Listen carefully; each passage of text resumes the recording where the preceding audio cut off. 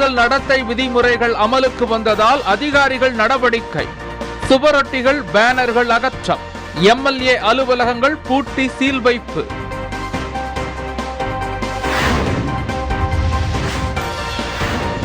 தேர்தல் தேதி அறிவிக்கப்பட்டதால் கூட்டணியை இறுதி செய்ய அரசியல் கட்சிகள் தீவிரம். இந்திய ஜனநாயக கட்சி, சமத்துவ மக்கள் கட்சி புதிய கூட்டணி.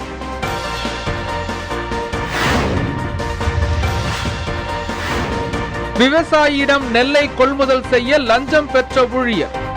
லஞ்ச ஒழிப்புத்துறை போலீசாரால் அதிரடியாக கைது.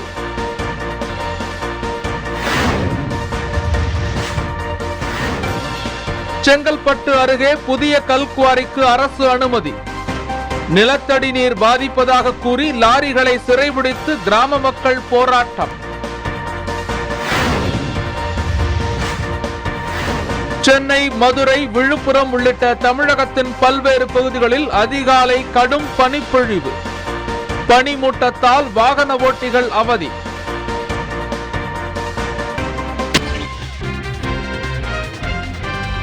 மேலும் சில முக்கிய செய்திகள்.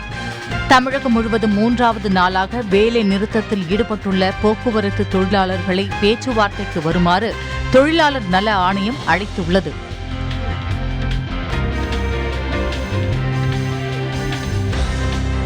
வெளிநாடுகளில் உள்ள அதிருப்தியாளர்களை அச்சுறுத்துவதாக கூறி சவுதி அரேபியாவைச் சேர்ந்த 76 நபர்களுக்கு அமெரிக்கா விசா கட்டுப்பாடுகளை விதித்துள்ளது.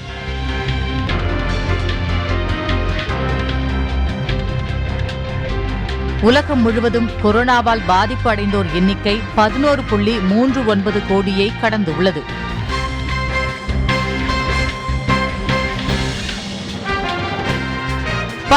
செயற்கைக்கோள்களை சுமந்து செல்லும் PSLV C-51 ராக்கெட்டை நாளை விண்ணில் ஏவ உள்ளதாக இஸ்ரோ தெரிவித்துள்ளது.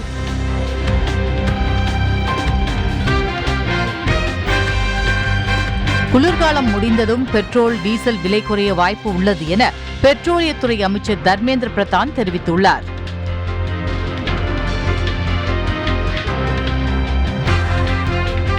மேற்கு வங்கத்தில் 8 கட்டங்களாக தேர்தல் நடைபெறும் என அறிவிக்கப்பட்டுள்ளது சந்தேகத்தை ஏற்படுத்துவதாக மம்தா பானர்ஜி கருத்து தெரிவித்துள்ளார்.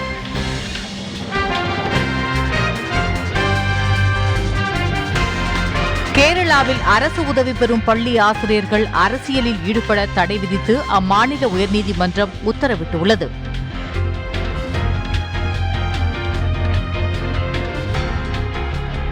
சென்னையில் இன்று பெட்ரோல் லிட்டருக்கு 93 ரூபாய் 11 காசுகளாகவும், டீசல் லிட்டருக்கு 86 ரூபாய் 45 காசுகளாகவும் விலை நிர்ணயம் செய்யப்பட்டுள்ளது.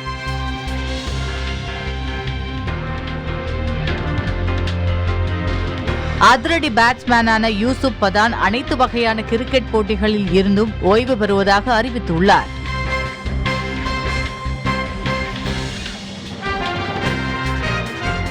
சிரியாவில் உள்ள ஈரான் ஆதரவு கிளர்ச்சியாளர்களின் ராணுவ தளங்கள் மீது அமெரிக்கா வான்வழி தாக்குதல் நடத்தியுள்ளது.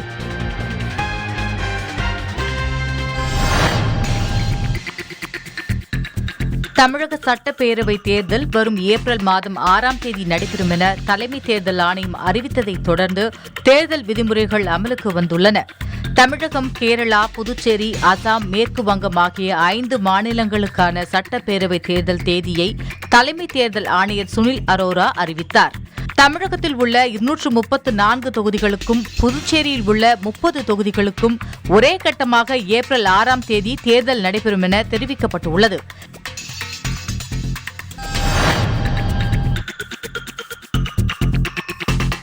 சட்டப்பேரவை தேர்தல் தேதி அறிவிக்கப்பட்டதை அடுத்து தேர்தல் நடத்தை விதிமுறைகள் அமலுக்கு வந்ததால் புதுக்கோட்டை மாவட்டத்தில் உள்ள 6 சட்டமன்ற உறுப்பினர்களின் அலுவலகங்களும் நேற்று மாலை தேர்தல் நடத்தும் அலுவலர்களால் பூட்டி சீல் வைக்கப்பட்டன. புதுக்கோட்டை மாவட்டத்தில் தேர்தல் நடத்தும் அதிகாரியான ஆட்சியர் உமா மகேஸ்வரி உத்தரவின் பேரில் தேர்தல் நடத்தும் அலுவலர்கள் பல்வேறு தேர்தல் நடத்தை விதிமுறைகளை அமல்படுத்த தொடங்கினர். அடுத்த கட்டமாக தலைவர் சிலைகளை மூடுவது, பொது இடங்களில் வைக்கப்பட்டுள்ள அரசியல் கட்சி சார்ந்த டிஜிட்டல் பேனர்களை அகற்றுவது, மாவட்டத்தில் நடக்கும் அரசியல் சார்ந்த விழாக்களை கண்காணிப்பது உள்ளிட்ட பணிகளில் தேர்தல் நடத்தும் அலுவலர்கள் ஈடுபட உள்ளனர்.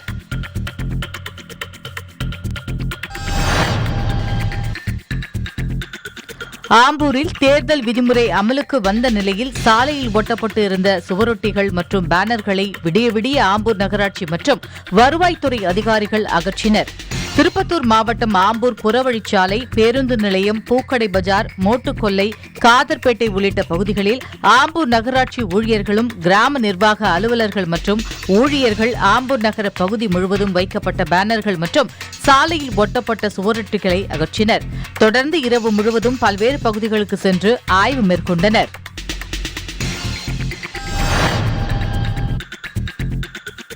வரும் சட்டப்பேரவைத் தேர்தலில் சமத்துவ மக்கள் கட்சியும் இந்திய ஜனநாயக கட்சியும் கூட்டணி அமைத்து போட்டியிடப் போவதாக அறிவித்துள்ளன. அதிமுக கூட்டணியில் இடம்பெற்றிருந்த சரத்குமாரின் சமத்துவ மக்கள் கட்சி அதிமுக கூட்டணியில் இருந்தும், பாரிவேந்தர் தலைமையிலான இந்திய ஜனநாயக கட்சியும் திமுக கூட்டணியிலிருந்தும் விலகியதாக அறிவித்துள்ளன. இந்நிலையில் இரு கட்சிகளும் இணைந்து வரும் சட்டப்பேரவைத் தேர்தலை எதிர்கொள்ளப் போவதாக அறிவித்துள்ளன.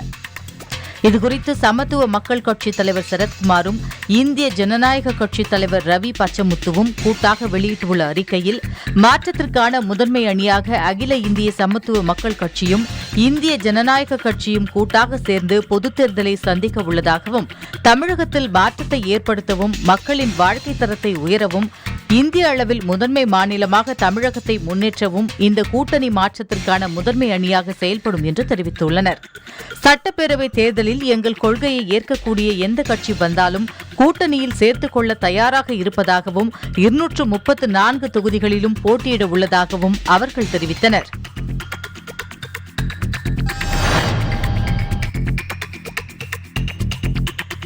சீர்காழி அருகே தரமற்ற நெல்லை கொள்முதல் செய்ய விவசாயியிடம் லஞ்சம் பெற்ற அரசு நேரடி நெல் கொள்முதல் நிலைய ஊழியரை லஞ்ச ஒழிப்புத்துறை போலீசார் கைது செய்துள்ளனர்.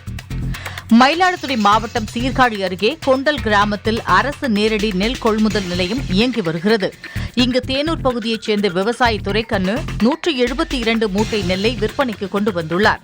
அதனை ஊழியர்கள் சோதனை செய்தபோது அதில் 52 மூட்டைகள் நெல்மணிகள் அற்ற பதர்களாக இருந்ததால் அதனை கொள்முதல் செய்ய மறுப்பு தெரிவித்தனர்.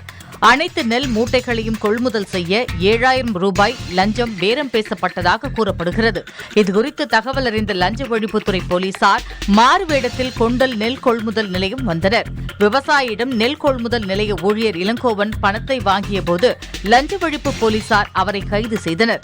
அங்கு திரண்ட அரசு கொள்முதல் நிலைய பணியாளர்கள் பதர்களை கொள்முதல் செய்ய தங்கள் ஊழியர் மறுத்ததாலே திட்டமிட்டு பழிவாங்கப்பட்டதாக கூறி நெல் மூட்டைகளை காட்டி போலீசாரிடம் வாக்குவாதம் செய்தனர்.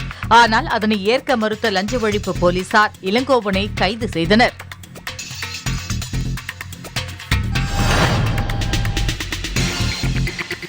தமிழகத்தின் பல்வேறு பகுதிகளில் இன்று அதிகாலை முதலே கடும் பனிப்பொழிவு காணப்பட்டது. சென்னை, மதுரை, விழுப்புரம் உள்ளிட்ட தமிழகத்தின் பல பகுதிகளிலும் கடும் பனி நிலவியது. விழுப்புரம் மாவட்ட பகுதிகளில் நிலவிய கடும் பனிப்பொழிவால் வாகன ஓட்டிகள் அவதியடைந்தனர். பனிமூட்டத்தால் எதிரே வரும் வாகனங்கள் தெரியாததால் வாகன ஓட்டிகள் விளக்குகளை எரியவிட்டபடியே வாகனங்களை இயக்கினர். இதேபோல மதுரையிலும் அதிகாலை முதல் நிலவிய கடும் பனிமூட்டத்தால் பொதுமக்கள் கடும் சிரமத்திற்கு ஆளாகினர். மதுரை கூடல் நகர், சிக்கந்தர் சாவடி, புதூர் உள்ளிட்ட அனைத்து பகுதிகளிலும் கடுமையான குளிர் நிலவியது. செங்கல்பட்டு மாவட்டம் கல்பாக்கம் மற்றும் மாமல்லபுரம் சுற்றியுள்ள பகுதிகளில் கடும் பனிப்பொழிவு நிலவியதால் கிழக்கு கடற்கரை சாலையில் வாகன ஓட்டிகள் முகப்பு விளக்குகளை ஒளிரவிட்டவாறு சென்றனர்.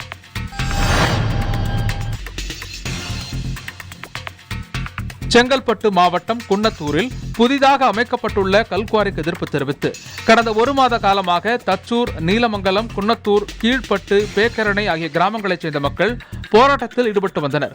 இந்த நிலையில் கிராம மக்களுக்கு ஆதரவாக நாம் தமிழர் கட்சியினர் 100க்கும் மேற்பட்டோர் சாலை மறியல் செய்து லாரி ஒன்றை சிறைபிடித்து போராட்டத்தில் ஈடுபட்டனர். தகவல் அறிந்து வந்த போலீசார் அவர்களை கைது செய்தனர்.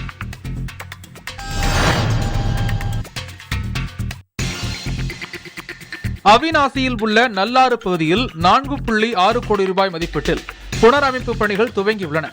திருப்பூர் மாவட்டம் அவிநாசியை அடுத்த மேட்டுப்பாளையம் அணைக்கட்டு பகுதியில் இருந்து மங்கலம் சாலையில் உள்ள அவிநாசி லிங்கேஸ்வரர் கோவில் பகுதி வரை சுமார் 6 கிலோமீட்டர் தூரத்திற்கு நல்லாறு பகுதியில் தூர்வாரி தேவையான இடங்களில் 800 மீட்டர் நீளத்தில் தடுப்பு சுவர் கட்ட திட்டமிடப்பட்டுள்ளது.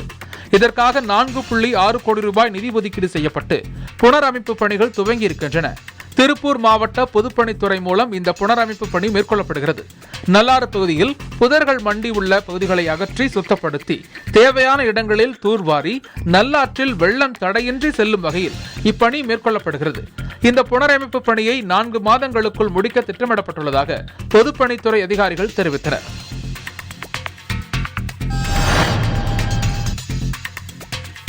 சென்னையில் 44வது புத்தக கண்காட்சி தென்னிந்திய புத்தக விற்பனையாளர்கள் மற்றும் பதிப்பாளர்கள் சங்கம் சார்பில் கடந்த 24ஆம் தேதி தொடங்கி நடைபெற்று வருகிறது.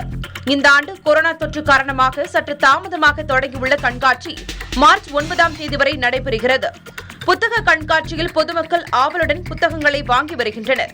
எனக்கு புக் ஸ்டோர் பிடிச்சிக்குது. பொருட்காட்சியில் நல்லா இது புக் ஸ்டோர் நடத்துகிறாங்க. கதைகள்லாம் நல்லா இருக்கு. புக் ஃபேர் ஃபஸ்ட் டைம் நான் வந்திருக்கேன். ஆக்சுவலாக இங்கே நல்லா சேஃப்டி மெஷர்ஸ் கொரோனாக்கு அப்புறம் நல்லா ஃபாலோ பண்ணியிருக்காங்க. சானிடைசர்ஸ் ப்ரொவைட் பண்ணுறாங்க. டெம்பரேச்சர் செக் பண்ணி தான் உள்ளார விட்டாங்க. எல்லா பப்ளிகேஷன்ஸ் புக்ஸுமே இருக்குது. நான் மெயினாக யூபிஎஸ்சி ப்ரிப்பேர் பண்ணுறேன், அதனால் புக்ஸ் பார்க்குறதுக்கு என்னைக்கு ஒரு மனிதன் படிக்க ஆரம்பிக்கிறானோ அவன் அவனுடைய வாழ்க்கையை மாறுறதுக்கு ரொம்ப முக்கியமான விஷயமா சொல்லுவாங்க. ஆசிரியர்கள் சொல்லுவாங்க, சில ட்ராவல் பண்ணுறது சொல்லுவாங்க. நிறைய பேர் வாழ்க்கையை மாற்றினது புக்ஸ் தான். அதனால தான் சொல்லுவாங்க ஆல் லீடர்ஸ் ஆர் ரீடர்ஸ். அதாவது எல்லாரும் வாழ்க்கையில் முன்னுக்கு வந்தவங்கெல்லாம் அவங்க புத்தகத்தை படித்து அவங்களுடைய கருத்தை உள்வாங்கி அவங்களுடைய வாழ்க்கையை மாறுற விஷயமாக சொல்லுவாங்க. அந்த மாதிரி நிறைய பேர் கிட்டத்தட்ட 400க்கும் மேற்பட்ட ஸ்டால் இருக்குது. அதில் எல்லாருடைய புக்கும் இருக்குது. அந்த புக்கை நம்ம வாங்கி அதை நம்ம படித்து அதை நம்ம உள்வாங்கும் போது நம்மளுடைய வாழ்க்கை தரமே மாறும். Rich people have got big libraries, poor people have got big televisions. Whether you are rich or poor, go home and find it for yourself அப்படின்னு சொல்லுவாங்க. அதனால் எல்லார் வீட்லேயும் ஒரு லைப்ரரி ஒன்று அவசியம் இருக்கணும்.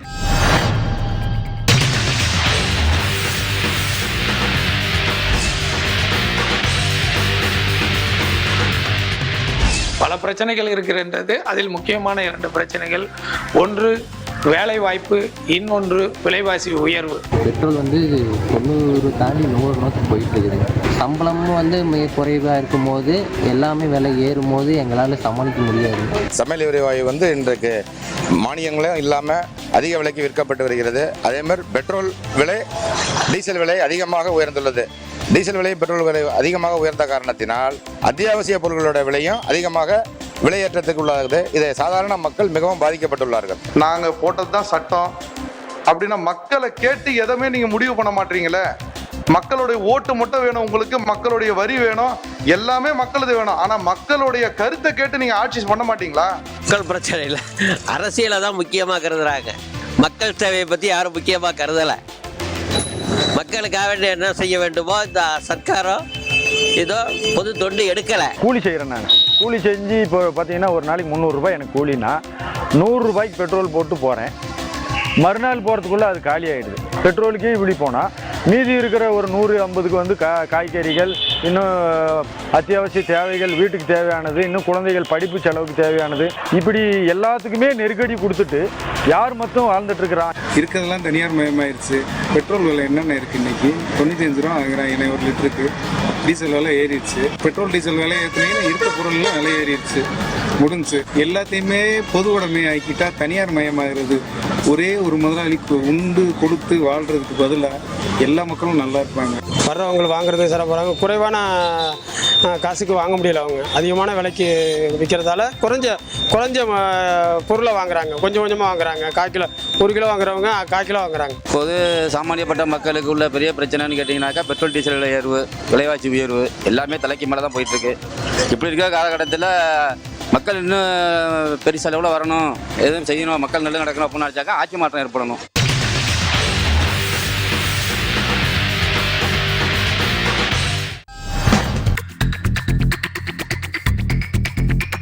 இந்தியா முழுவதும் ஆண்டுதோறும் பிப்ரவரி 28ஆம் தேதி தேசிய அறிவியல் தினமாக கொண்டாடப்படுகிறது. இதனை முன்னிட்டு பழனி ஆண்டவர் கலை மற்றும் பண்பாட்டு கல்லூரியில் அறிவியல் கண்காட்சி நடைபெற்றது. வேதியியல் துறை சார்பாக நடத்தப்பட்ட அறிவியல் கண்காட்சியில் வேதியியல், இயற்பியல், தாவரவியல், விலங்கியல் துறை இளநிலை மற்றும் முதுநிலை மாணவர்கள் பங்கேற்று தங்களது கண்டுபிடிப்புகளை காட்சிப்படுத்தினர். இதில் எரிபொருள் மற்றும் எரிவாயு தயாரித்தல், மூலிகை பொருட்களில் இருந்து அழகு சாதன பொருட்கள், இயற்கை பேரிடர்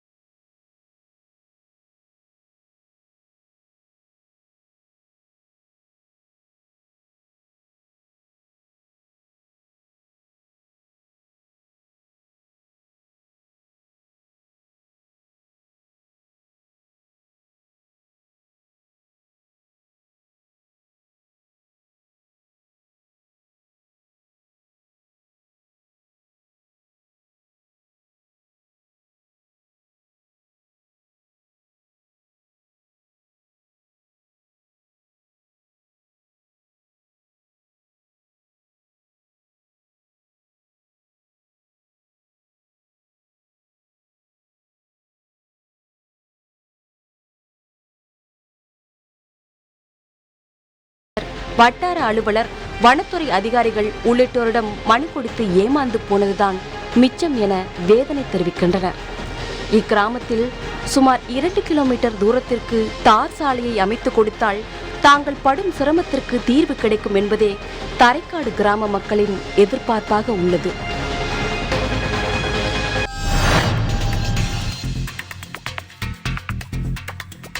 மதுரையில் மீண்டும் பணி வழங்க கோரி மக்கள் நலப்பணியாளர்கள் 23 நாட்களாக காத்திருப்பு போராட்டத்தில் ஈடுபட்டு வருகின்றனர். பல்வேறு காரணங்களுக்காக பணி நீக்கம் செய்யப்பட்ட 10,000க்கும் மேற்பட்ட மக்கள் நலப்பணியாளர்களுக்கு பணி நியமனம் வழங்குவதாக அளித்த வாக்குறுதியை நிறைவேற்ற கோரியும், பணி நியமனத்திற்கு எதிரான உச்சநீதிமன்ற வழக்கை திரும்பப் பெற கோரியும் மதுரை மாவட்ட ஆட்சியர் அலுவலகம் முன்பாக மக்கள் நலப்பணியாளர்கள் 300க்கும் மேற்பட்டோர் காத்திருப்பு போராட்டத்தில் 23 நாட்களாக ஈடுபட்டு வருகின்றனர்.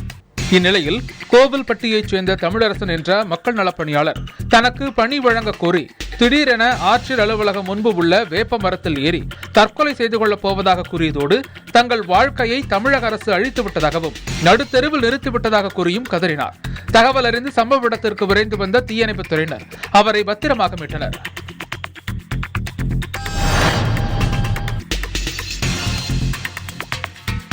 தென்காசி மாவட்டம் செங்கோட்டை தாலுகா அரசு மருத்துவமனையில் ஆதரவற்ற மனநலம் பாதிக்கப்பட்டவர்களுக்கான மனநல மைய துவக்க நிகழ்ச்சி நடைபெற்றது. இதில் முதற்கட்டமாக செங்கோட்டையில் 50 படுக்கை வசதியுடன் கூடிய மனநல மையம் அமைக்கப்பட்டு தன்னார்வ தொண்டு நிறுவனங்களும் இணைந்து பாதிக்கப்பட்டவர்களை குணமடைய செய்து வேலைவாய்ப்பை உருவாக்கி கொடுக்கும் முயற்சிகள் முன்னெடுக்கப்பட உள்ளன.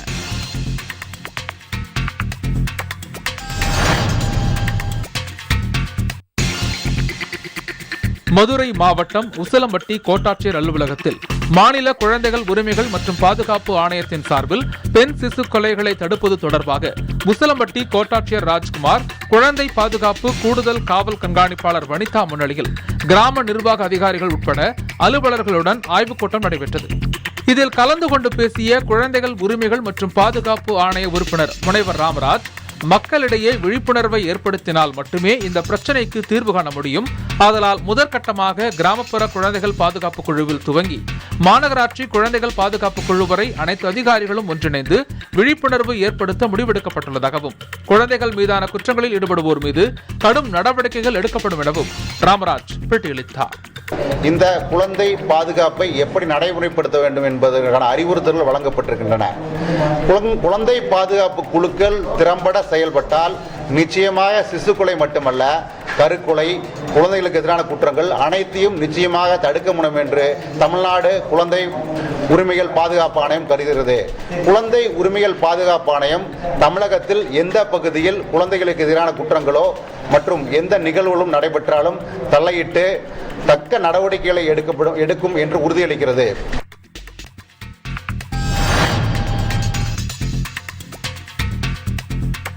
புதுக்கோட்டை மாவட்டத்தில் உள்ள அனைத்து மகளிர் காவல் நிலையங்களில் பணியாற்றும் பெண் ஆய்வாளர்கள் மற்றும் உதவி ஆய்வாளர்கள் என 20 பேருக்கு எஸ்பி பாலாஜி சரவணன் புதிய இருசக்கர வாகனங்களை வழங்கினார். அப்போது பேசிய அவர், புதுக்கோட்டை மாவட்டத்தில் பெண்கள் மற்றும் குழந்தைகளுக்கு எதிரான குற்றச்செயல்களை தடுக்கும் வகையில் பெண் காவல் ஆய்வாளர்கள் மற்றும் உதவியாளர்கள் தொடர்ந்து ரோந்து பணிகளில் ஈடுபட உத்தரவிட்டுள்ளதாகவும், அவர்கள் இருசக்கர வாகனங்களில் ரோந்து பணிகள் செல்லும் போது எளிதில் குற்ற செயல்களை தடுக்க முடியும் எனவும் கூறினார்.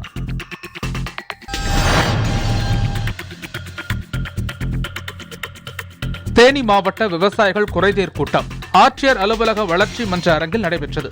கொரோனா காலத்தை கருத்தில் கொண்டு கடந்த ஆண்டு மார்ச் மாதம் முதல் தற்போது வரை ஆன்லைன் வழியாக நடந்த விவசாயிகள் குறைதீர் கூட்டம் ஓராண்டு இடைவெளிக்கு பின் நேரடியாக நடைபெற்றது.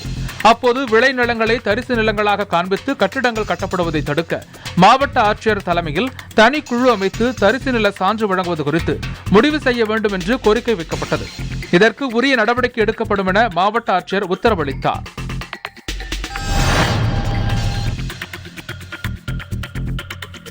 தூத்துக்குடி ஸ்டெர்லைட் துப்பாக்கி சூடு சம்பவம் குறித்து ஓய்வு பெற்ற நீதிபதி அருணா ஜெகதீசன் தலைமையில் இதுவரை நடைபெற்ற 24 கட்ட விசாரணையில் உயிரிழந்தவர்களின் குடும்பத்தினர், காயம்பட்டவர்கள், போராட்டத்தில் கலந்து கொண்டவர்கள், ஒருங்கிணைப்பாளர்கள், வழக்கறிஞர்கள், சாட்சியங்கள் மற்றும் பொதுமக்கள் ஆகியோரிடம் விசாரணை நடத்தி முடிக்கப்பட்டுள்ளது. இந்த நிலையில் ஒரு நபர் கமிஷன் 25வது கட்ட விசாரணை கடந்த 22ஆம் தேதி தொடங்கி முடிவடைந்தது.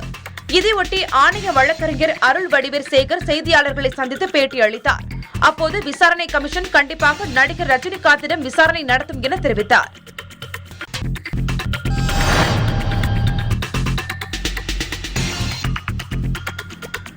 கொடைக்கானலில் அதிக அளவிலான பிளாஸ்டிக் பயன்பாட்டால் விளைநிலங்கள் மற்றும் நீர்நிலைகள் மாசடைந்தன. இதனை தடுக்கும் விதமாக கொடைக்கானல் சார் ஆட்சியர் சிவகுரு சோதனைச் சாவடியில் பெறப்படும் ஒருமுறை பயன்படுத்தக்கூடிய குடிநீர் பாட்டில்களை நொறுக்கும் இயந்திரத்தை பயன்பாட்டிற்காக திறந்து வைத்தார். இதுபோன்று கொடைக்கானல் செல்லும் சாலையில் 3 இடங்களில் பிளாஸ்டிக் பாட்டில்களை நொறுக்கும் இயந்திரம் நிறுவப்பட்டுள்ளதாகவும் சுற்றுலா பயணிகள் தங்கள் வாகனத்தில் உள்ள பிளாஸ்டிக் பாட்டில்களை அந்த இயந்திரத்தில் போட அறிவுறுத்தியதோடு ஒருமுறை பயன்படுத்தக்கூடிய பிளாஸ்டிக் பாட்டில்களை வாகனங்களில் வைத்திருந்தாலோ தூக்கி எறிந்தாலோ 2000 ரூபாய் வரை அபராதம் விதிக்கப்படும் என சார் ஆட்சியர் சிவகுரு தெரிவித்தார்.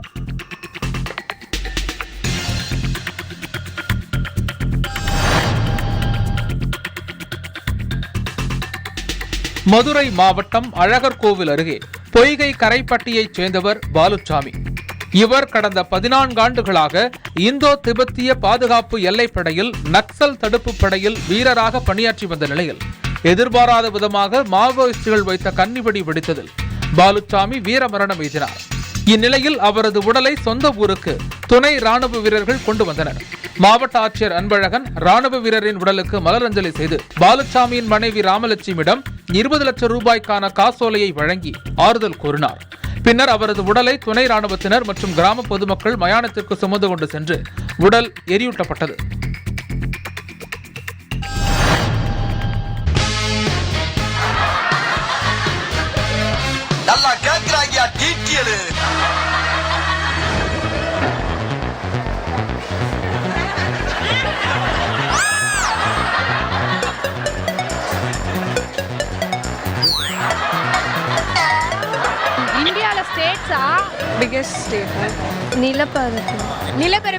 நிலப்பரப்பில் பெரிய மாநிலம்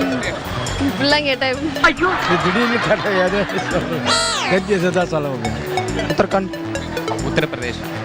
மும்பை தமிழ்நாட்டுக்குள்ளேயா? பெங்களூர். உத்தரப்பிரதேஷ். எங்க அப்பா பார்த்தாருன்னா செம்மையா கேவலமா கழுவி ஊத்துவாரு. குஜராத்தா? ஹைதராபாத். கர்நாடகா. பஞ்சாபா? சொல்லுங்க, கரெக்டாக தெரியல. நம்ம தமிழ்நாடு தானா? சொல்லியா? தமிழ்நாடு தானா? பத்தாம் அமெரிக்கா. காமெடி எல்லாம் பண்ணுறீங்களா? மத்திய பிரதேஷ். தெரியல. காஷ்மீர். உத்தரப்பிரதேஷ். அதுவும் இல்லை. குஜராத்தா? டெல்லியா? தமிழ்நாடு. தமிழ்நாடு இல்ல கண்டிப்பா. தப்பு தப்பா எதுக்கு சொல்லணும்? கொஸ்டின் கேட்குறாங்க சொல்ல நாங்கள் ஸ்கூலை விட்டு நின்ட்டோம். இல்ல don't ask history things all it's very bad. இல்ல சார், இல்ல வேணாம்.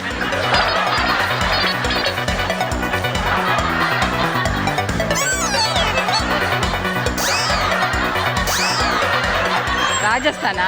ராஜஸ்தான் தான். ராஜஸ்தான். ராஜஸ்தான். ராஜஸ்தான். ராஜஸ்தான். ராஜஸ்தான். அதான் சொல்லிட்டாங்களே, ராஜஸ்தான் தான்.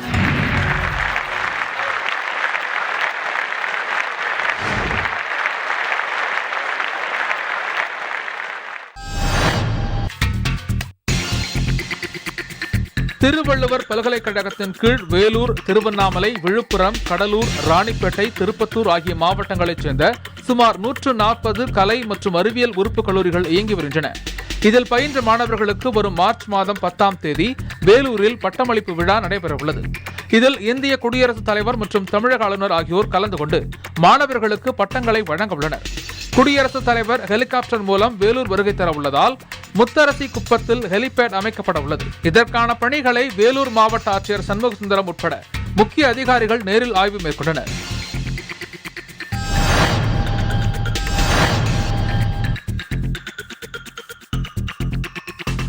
குமரி மாவட்டம் தக்கலையில் போக்குவரத்து கழக தொழிலாளர்கள் வேலை நிறுத்தத்தால் முடங்கி கிடந்த பேருந்துகளை இயக்கி வரும் தற்காலிக பணியாளர்கள் தங்களை நிரந்தரமாக பணியில் அமர்த்த கோரிக்கை வைத்துள்ளனர். எங்களுக்கு இங்கே எமர்ஜென்சிக்கு டிரைவர் இல்லைன்னு சொன்னனால அரசு போக்குவரத்து கழகத்தில் கூப்பிட்டனால உடனடியாக நாங்கள் ஒரு சம்பளம்னு எதிர்பார்க்காம உடனே வந்து ஜாயின் பண்ணி ஓட்டிகிட்டு இருக்கோம். எங்களுக்கு வந்து இங்கே அரசு போக்குவரத்தில் நிறைய வேகன்சி இருக்குன்னு சொல்கிறாங்க. அதில் எங்களுக்கு வந்து ஒரு ஜாப் வந்து பெர்மனெண்ட் ஆகிட்டுன்னா கொஞ்சம் ஹெல்ப்ஃபுல்லாக இருக்கும். நல்லா ஒர்க் பண்ணிட்டு இருந்தேன், லைசன்ஸ் அப்ளை பண்ணியிருந்தேன் எம்ப்ளாய்மெண்ட்லாம். இப்போ ஸ்ட்ரைக்னால கூப்பிட்டுருந்தாங்க, அதான் வந்து இப்போ ஒர்க் பண்ணிகிட்ருக்கோம். வேகன்சி எதாவது இருந்துச்சுன்னா எங்களுக்கு இப்போ பெர்மனெண்ட் ஆகும்.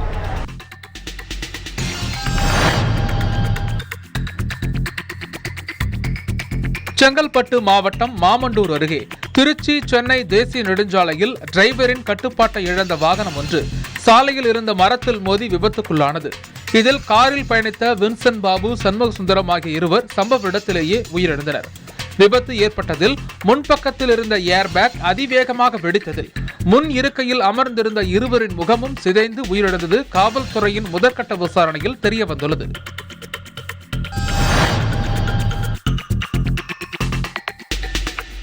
தருமபுரி மாவட்டத்தில் புதிதாக உருவாக்கப்பட உள்ள துணை வாக்குச்சாவடிகளை இறுதி செய்தல் குறித்து அரசியல் கட்சி பிரதிநிதிகளுடன் தருமபுரி மாவட்ட தேர்தல் அலுவலர் ஆலோசனை நடத்தினார். தேர்தல் ஆணையத்தின் அறிவுறுத்தலின்படி கொரோனா நோய் தொற்றை தவிர்க்கும் வகையிலும் மாற்றுத்திறனாளிகள், முதியோர், கர்ப்பிணிகள் மற்றும் அனைத்து வாக்காளர்கள் கூட்ட நெரிசலை தவிர்த்து சிரமமின்றி எளிதாக விரைந்து வாக்களிக்கும் வகையிலும் துணை வாக்குச்சாவடிகளை இறுதி செய்தல் குறித்து ஆலோசிக்கப்பட்டது.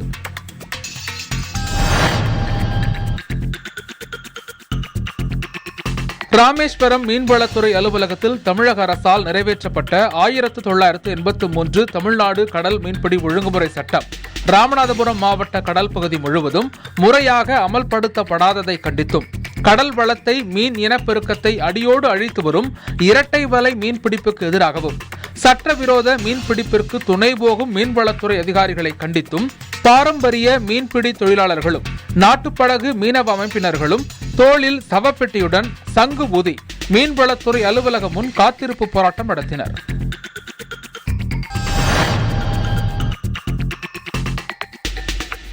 நாகை மாவட்டம் வேதாரண்யத்தில் பிற்படுத்தப்பட்டோர் நலத்துறை சார்பில் 2,96,00,000 ரூபாய் மதிப்பில் பாரதிதாசன் உறுப்பு கல்லூரி மாணவிகளுக்கான தங்கும் விடுதி கட்டுவதற்கான அடிக்கல் நாட்டப்பட்டது. இந்நிகழ்ச்சியில் வட்டாட்சியர் முருகு, நகராட்சி ஆணையர் மகேஸ்வரி மற்றும் பலர் கலந்து கொண்டனர்.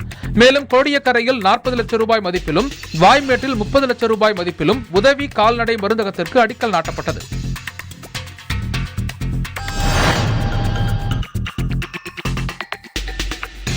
திருவாரூர் மாவட்டம் திருத்துறைப்பூண்டி வட்டத்திற்குட்பட்ட பகுதிகளில் காலியாக இருக்கும் கிராம உதவியாளர் பணிக்கான நேர்முக தேர்வு நடைபெற்றது. இதில் 26 பணிகளுக்கு திருத்துறைப்பூண்டி தாலுகா முழுவதிலும் இருந்து 1252 பேர் நேர்காணலில் பங்கேற்றனர். இவர்களுக்கு 10க்கும் மேற்பட்ட அலுவலக பணியாளர்கள், உதவியாளர்கள் நேர்காணல் நடத்தினர்.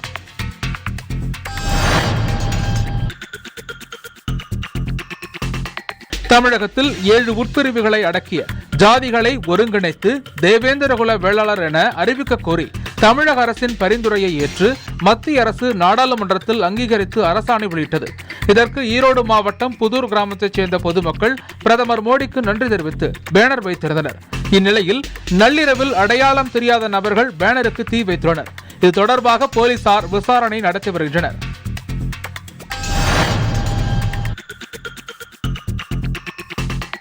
திண்டுக்கல் மாவட்டம் பழனி முருகன் கோவிலில் கடந்த 10 ஆண்டுகளாக அறங்காவலர் குழு இல்லாமல் இருந்து வந்தது.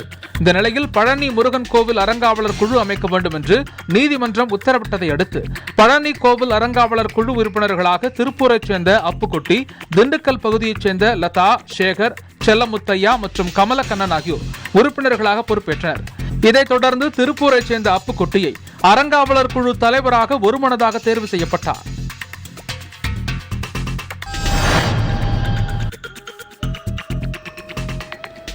சிவகாசி அருகே காளையார்குறிச்சியில் ஏற்பட்ட பட்டாசு ஆலை வெடி விபத்தில் 5 பேர் உயிரிழந்துள்ளனர். அதில் ஒரே குடும்பத்தில் தந்தை, மகள் உயிரிழந்துள்ளது. அக்குடும்பத்தில் மட்டுமல்லாமல் கிராமத்தினரையும் சோகத்தில் ஆழ்த்தியுள்ளது. 75 வயதை கடந்தும் வறுமையால் குடும்பத்திற்காக பட்டாசு ஆலையில் பணியாற்றி வந்தவர் பொன்னுச்சாமி. இவருக்கு 3 பெண் பிள்ளைகள். வறுமையின் காரணமாக இளம் வயது முதலே பொன்னுச்சாமியும் அவரது 2 மகள்களான சந்திரா மற்றும் சுதா பட்டாசு ஆலையில் பணியாற்றி வந்தனர். இந்நிலையில் வெடி விபத்தில் பொன்னுச்சாமியும் அவரது மூத்த மகள் சந்திராவும் உயிரிழந்துள்ள நிலையில் இளைய மகள் சுதா படுகாயத்துடன் அரசு மருத்துவமனையில் சிகிச்சை பெற்று வருகிறார். தனது கணவர் மற்றும் மூத்த மகளை பறிகொடுத்துவிட்டு கதரும் மூதாட்டியின் பரிதாப நிலையை பார்க்கும் கல் நெஞ்சம் கொண்டவர்களும் கூட கதறி அழுவர். தங்களது குடும்பத்தை வழிநடத்தி சென்ற தனது தந்தையும் அக்காவும் உயிரிழந்துள்ளது தங்கள் குடும்பத்திற்கு ஈடுகட்ட முடியாத இழப்பு என்று மனவேதனையுடன் கூறுகிறார் காயமடைந்து சிகிச்சை பெற்று வரும் சுதா. அங்கிட்ட வெடி வெடிச்சுக்கிட்டு இருந்துச்சு. அப்படியே நாங்கள் தப்பிச்சு ஓடி பார்த்தோம். எல்லாரும் ஓடி போயிட்டாங்க. எல்லாரும் எங்கிட்டு போனாங்கன்னு எனக்கும் தெரியல. எங்கள் அப்பா எங்கள் அக்கா எல்லாம் கேட்டாங்க. எனக்கு எங்கிட்டுமே தெரியல. நான் தான் கடைசியால் வந்தேன். யாருன்னு தெரியல. அதுக்கப்புறம் 9 மணிக்கு சொன்னாங்க உங்கள் அப்பாவும் உங்கள் அக்காவை இறந்து போயிட்டாங்கன்னு சொல்லி சொன்னாங்க. பார்க்க கூட விட மாட்டேங்கிறாங்க. 3 பேர் வேலை பார்த்தோம். எங்கள் அக்கா, நான், எங்கள் அப்பா 3 பேர் வேலை பார்த்தோம். அப்புறம் மதினி ஒன்றாவது இறந்து வச்சு. இன்னொருத்தவங்க ரொம்ப காயப்பட்டு அவங்களும் இருக்காங்க. 5 பேரில் 2 பேர் தப்பிச்சிட்டாங்க. 3 பேர் காயப்பட்டிருக்கு. 2 பேர் காயப்பட்டிருக்காங்க. 3 பேர் இறந்து போயிட்டாங்க. பார்க்க விட மாட்டேங்கிறாங்க. பார்க்க சொல்லி எனக்கு அனுமதி கொடுங்க. கஷ்டமாக தான் இருக்குது. பார்க்க விட மாட்டேங்கிறாங்க. நீங்கள் சொல்லி எனக்கு பார்க்க விடுங்க. பார்க்க சொல்லுங்க. நான் பார்த்துக்கிறேன். அவங்களையாவது பார்த்துக்கிறேன். வேலை இல்லாதனால தான் எனக்கு குத்தத்துக்கு போகிறது. என்ன செய்ய நம்ம தலைவிதின்னு போகிறது. வேலை இல்லாதனால தான் போனது. தீப்பியாசு வேலைக்கு பண்ணால் வேகமாக செய்ய முடியாது. இது பயிராசு பண்ணால் என்னத்தையும் ஒரு 100 ரூபா கிடைக்குமேன்றதுனால தான் போனது. என்ன செய்ய நம்ம நேரம்ட்டு போய்க்கிறது. எங்கள் அப்பாவும் எப்படி வரைக்கும் எங்கள் அக்காவும் இல்லாமல் எனக்கு 2 பேர்த்தையும் பார்க்கணும். வாழ்வாதாரத்தை பாதுகாக்க பட்டாசு தொழிலை தவிர வேறு வேலை வாய்ப்பு இல்லை என்ற நிலையில் பணிக்கு செல்லும் இக்குடும்பத்தை போன்ற நூற்றுக்கணக்கான பட்டாசு தொழிலாளர்களின் குடும்பங்களில் தலைவர்களையும் இழந்து பரிதவிக்கும் நிலையே தொடர்கிறது. இந்த நிலை மாறி விபத்தில்லா பட்டாசு உற்பத்தியை மேற்கொண்டு பட்டாசு தொழிலாளர்களின் உயிர்களை பாதுகாக்க தமிழக அரசு உரிய நடவடிக்கை எடுக்க வேண்டும் என்பதே அனைவரின் எதிர்பார்ப்பாக உள்ளது.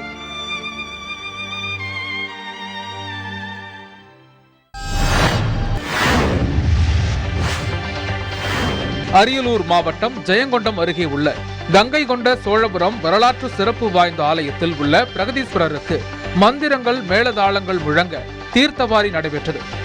இந்நிகழ்ச்சியில் கங்கை கொண்ட சோழபுரம் மற்றும் ஜெயங்கொண்டம் சுற்றியுள்ள பல்வேறு பகுதிகளிலிருந்து பொதுமக்கள் கலந்து கொண்டு தீர்த்தவாரி குளத்தில் நீராடி இறைவனை வழிபட்டு சென்றனர்.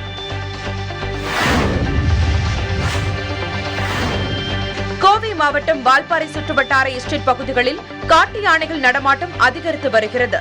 காட்டு யானைகளின் நடமாட்டத்தால் மக்கள் அச்சத்தில் உள்ளனர். வால்பாறை அருகே சேக்கல்முடி எஸ்டேட் பகுதியில் வனப்பகுதியில் இருந்து வெளியேறிய 7 காட்டு யானைகள் அப்பகுதியில் உள்ள உணவகத்தில் நுழைந்து ஜன்னல் கதவுகளை உடைத்து உள்ளே இருந்த பொருட்களை உடைத்து சேதப்படுத்தியுள்ளன. தகவல் அறிந்து வந்த வனத்துறையினர் யானைகளை அப்பகுதியில் இருந்து வனப்பகுதிக்குள் விரட்டினர். அந்த பகுதியில் காட்டு யானைகள் நடமாட்டம் அதிகமாக இருப்பதால் அடர்ந்த வனப்பகுதிக்குள் அவற்றை விரட்ட பொதுமக்கள் கோரிக்கை விடுத்துள்ளனர்.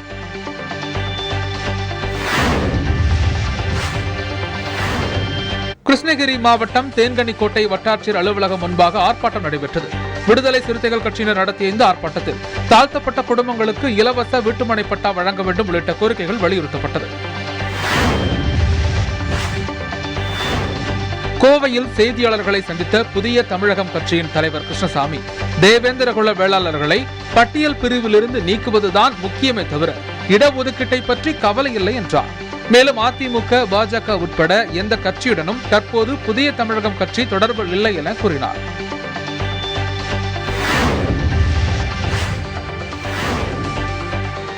விருதுநகர் மாவட்டம் ஸ்ரீவில்லிபுத்தூர் அருகே காரும் இருசக்கர வாகனமும் நேருக்கு நேர் மோதி விபத்துக்குள்ளானது. விபத்தில் இருசக்கர வாகனம் தீப்பிடித்து எரிந்தது. அதில் பயணித்த கணவன், மனைவி இருவரும் உயிரிழந்தனர்.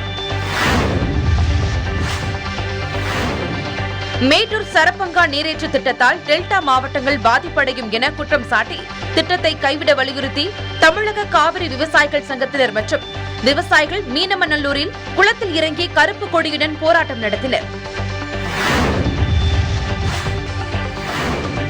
திண்டுக்கல் மாவட்டம் பழனி நகர் பகுதியில் உள்ள வையாபுரி கண்மாய் மற்றும் சிறுநாயக்கன் குளம் ஆகிய குளங்களை புனரமைக்கும் பணி பொதுப்பணித்துறை சார்பில் 4,71,00,000 ரூபாய் மதிப்பில் புனரமைப்பு பணி பூமி பூஜையுடன் தொடங்கியது. இந்நிகழ்ச்சியில் பொதுப்பணித்துறை செயற்பொறியாளர், இளநிலை செயற்பொறியாளர் உட்பட ஏராளமான விவசாயிகள் கலந்து கொண்டனர். திருவாரூர் மாவட்டம் திருத்துறைப்பூண்டியில் லாரி உரிமையாளர் சங்கம் சார்பில் தொடர்ந்து உயர்ந்து வரும் டீசல் விலையை கட்டுப்படுத்த வேண்டும், சுங்க கட்டணத்தை ரத்து செய்ய வேண்டும் உள்ளிட்ட பல்வேறு கோரிக்கைகளை வலியுறுத்தி லாரி உரிமையாளர்கள் தொழிலாளர் சங்க அலுவலகம் முன் ஆர்ப்பாட்டத்தில் ஈடுபட்டனர்.